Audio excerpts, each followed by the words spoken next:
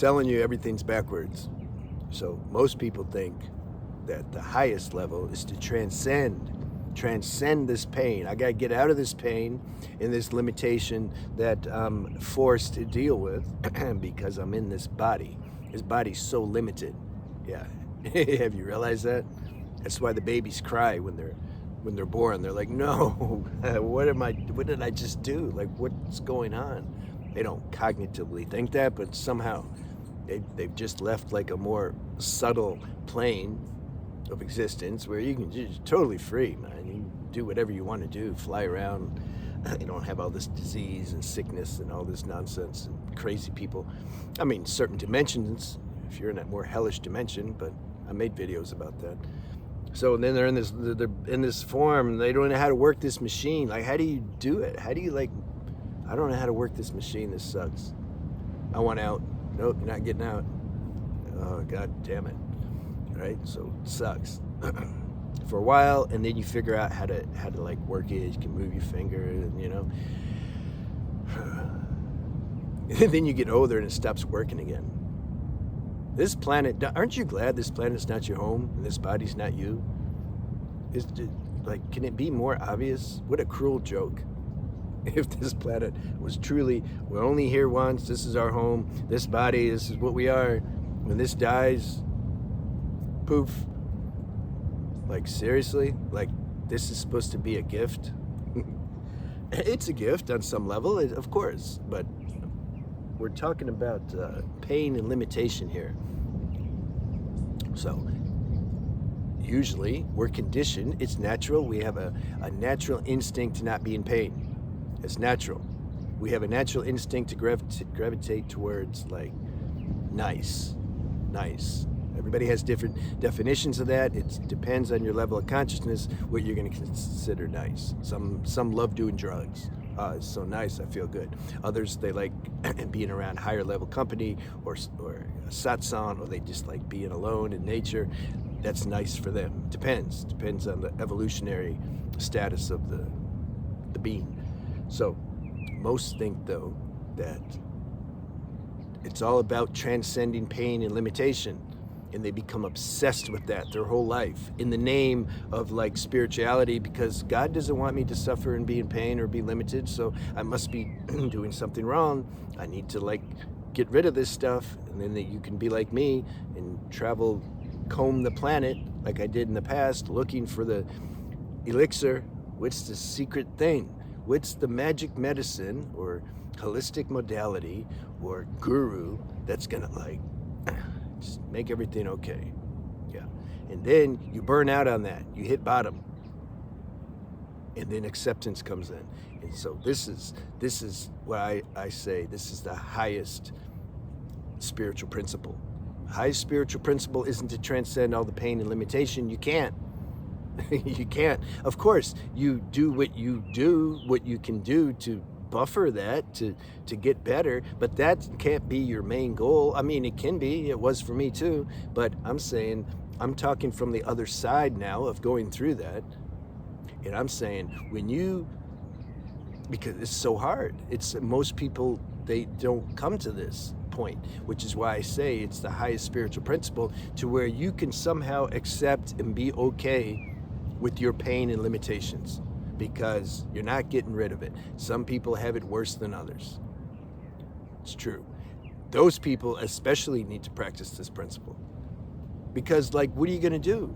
The more I would try to fix myself and run from this pain limitation, it can take a million different forms, emotional, mental, physical, all the above. The more I would try to like run from it or try to find the magic antidote, the more my mind would be like restless, and it would aggravate my nervous system and then make the symptoms worse in the name of trying to get better. I'm trying to say that it's something, man, special happens when you surrender to your limitations and pain. That's an individual journey. Nobody can give you instructions how to do that. But I can say, if you're open to that, you let the life force and intuition guide you in the particular moment, because the moment can change. The data that you get, it can change based on the moment. You let it guide you how to accept your current situation, life situation, and it will. And it'll take time. It doesn't happen overnight. Now, the mind will hear this wrong and imagine, because it wants to keep obsessing. That's its job. So what it will say is, oh, he's telling me, like, just give up, just quit, like, just suffer. I'm not saying that. You got to do both. The real truth is always paradoxical. It's always an oxymoron, and that's just how it is.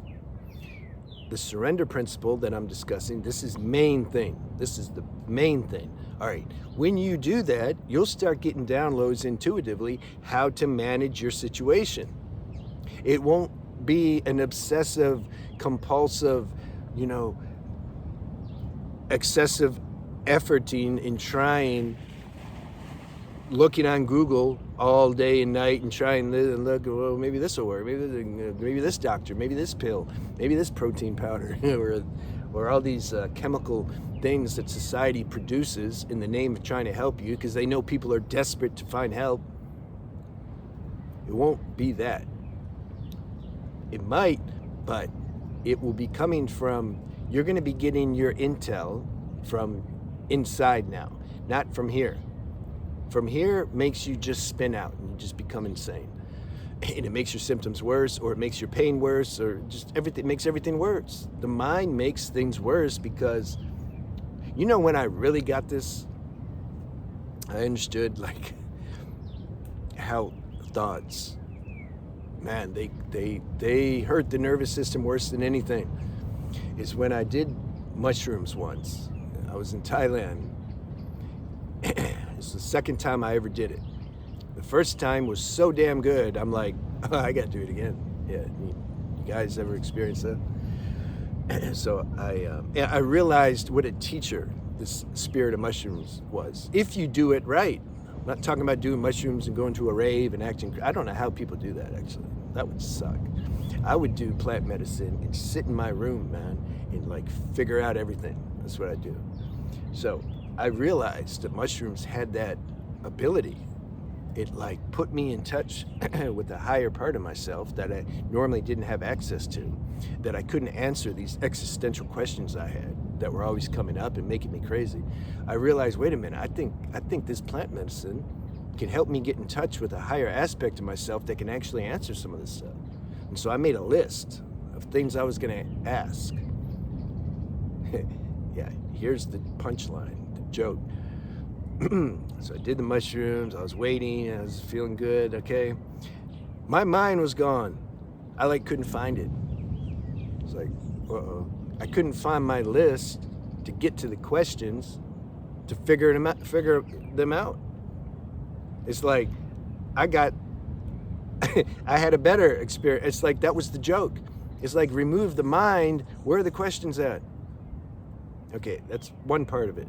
The other part, then I was thrown into a super deep state of ecstasy. I couldn't move. It was a full body orgasm. You don't need to have sex to have an orgasm. Yeah, you know that? It's like a low level orgasm compared to when you have a spiritual orgasm.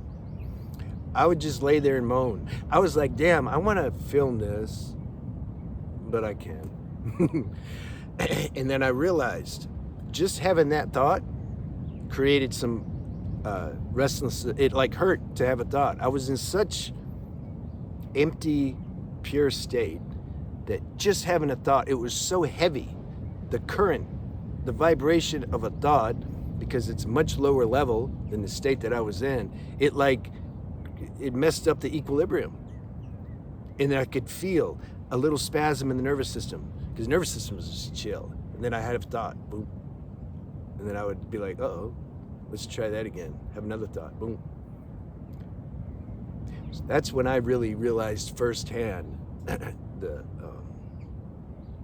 detrimental effect that thinking can have. Now, obviously, you can't stay in that state forever. I'm making a video about that too. Like, quit chasing this idea we have of like super ecstasy. You can't stay in it. Like, what are you gonna do? You're just gonna lay there and die. can't eat, sleep, you can't do anything. You just so we have to think. It's fine. It's fun. I enjoy thinking too, and think, sometimes imagine, reminiscing. That's fine. Like, you can think, but it's when this self-talk component activates, obsessive compulsive thinking. That's the problem, and we're applying that to those who you feel like you're in some pain, you have some limitations that aren't going away, you have some heavy karma, basically. I'm trying to say, for you guys and girls, this is, and I know because I have personal experience, that's why I'm sharing. Well, you can tell, right? You can, this is the real medicine to help in that situation, is you surrender to the cards that have been dealt. Ask God to help you do that, because we don't have the power to do that either. Somehow grace is running this whole show. You surrender to the cards you've been dealt, accept this, get rid of these entitlements. Oh, but I should, why do I got to deal with it? The other people? Yeah, who cares? Doesn't matter. You're not going to be here this long anyway on the planet. You surrender to the cards. You let intuition start guiding you. What you should do, what you should not do. Maybe it'll tell you, do this, whatever this is. Maybe it'll say, look, just don't do anything. You just sit with yourself. You just relax. Eat some fresh, good food. Yeah, just take it easy. Take it easy. Stop hurting yourself, making yourself worse by trying to make yourself better. You see? So I hope this message was landed somewhere in you. And yeah, we're doing satsangs now. This is what we're doing. I'm trying to do more of them than the private consults. That has its own evolutionary thing, how that's going to work. But yeah, you can check my website if you're interested. I'll see you.